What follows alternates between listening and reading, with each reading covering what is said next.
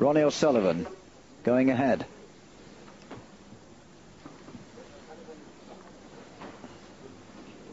I should say the 15th frame, beg your pardon, slip of the tongue. Before the break, he'd been leading by 8 frames to 5. In frame 14, Stephen Hendry took command despite a break of 52 by Ronnie O'Sullivan to close the gap back to 2 at 8-6, but still needing the 3 remaining frames if he is to win this tournament.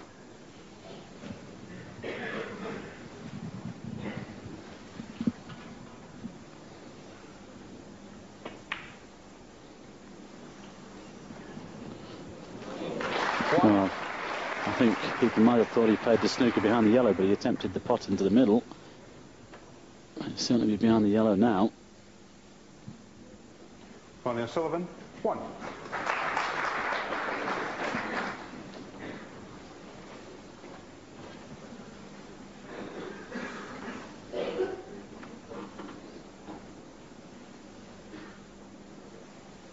Stephen looking to come off one cushion to the side of the pack. Has hit the pink, I think. Foul and a miss, 6. Yes, well, a miss has been called, but there's no way Ronnie will have this put back.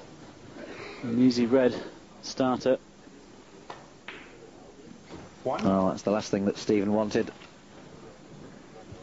in this 15th frame.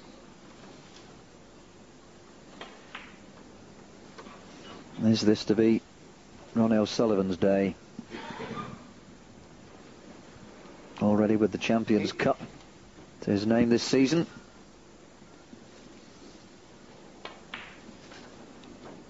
Nine.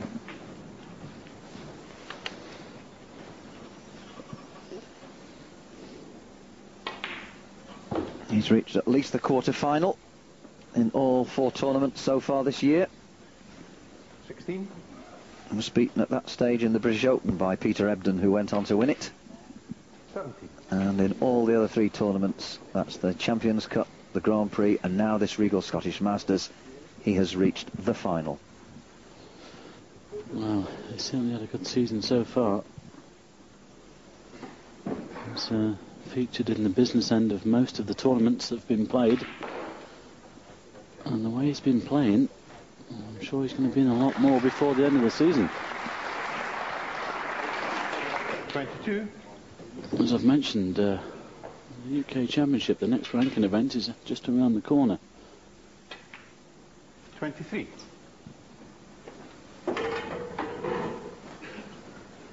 Yes, and big points at stake in the UK, of course. One of the major ranking tournaments of the season, outside of the World Championships itself. Yes, in fact, second to the World Championship. 30.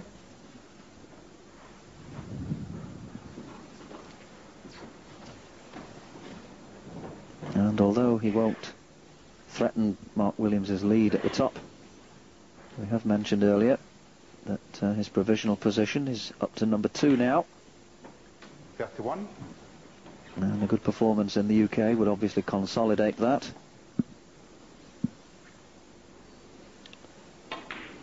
But you know, Mike, Stephen Hendry must be smarting at the moment, not only so far as this particular position here at Motherwell is concerned, but also for the fact that temporarily, perhaps, he's down to number 5.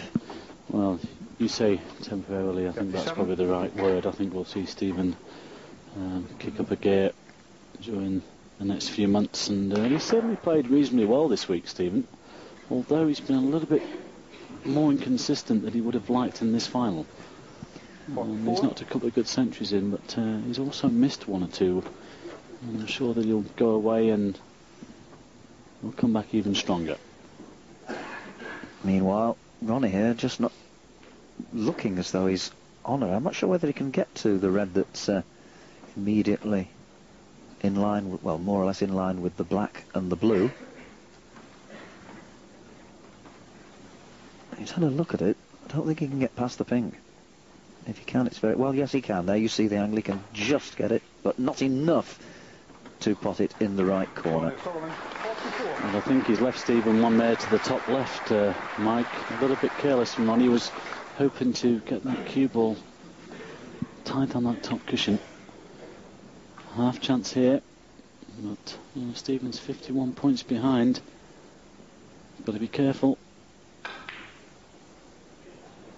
Oh, it was close. Now I think he's left Ronnie one to the same pocket. Just look at this on the replay. It looks all the way, but just slightly wide of that corner pocket.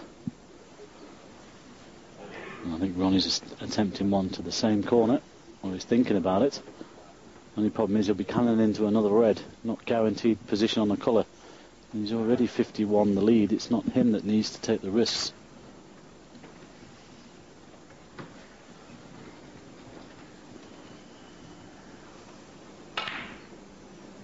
But as ever, positive, great pot, and negotiated the cue ball perfectly on the next red, or I should say on the next colour, to get onto the next red. Well, he could live to remember that shot as possibly the shot that took him over the finishing line, because with these reds spread the way they are, there's really no reason why Ronnie can't now manoeuvre himself with the next few shots into a tournament winning lead. Already 60 points to the good.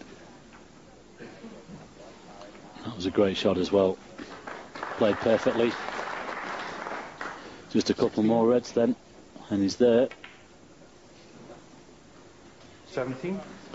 And well, he's played well in patches this week, Ron. We haven't really seen the best of him, in my opinion, anyway.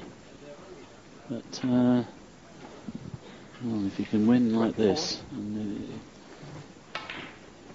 25. Well, sadly for us and the rest of the viewers, perhaps his best was in the pre-televised stage, when he beat Jimmy White 5-3 and produced those 3 lightning centuries. 32.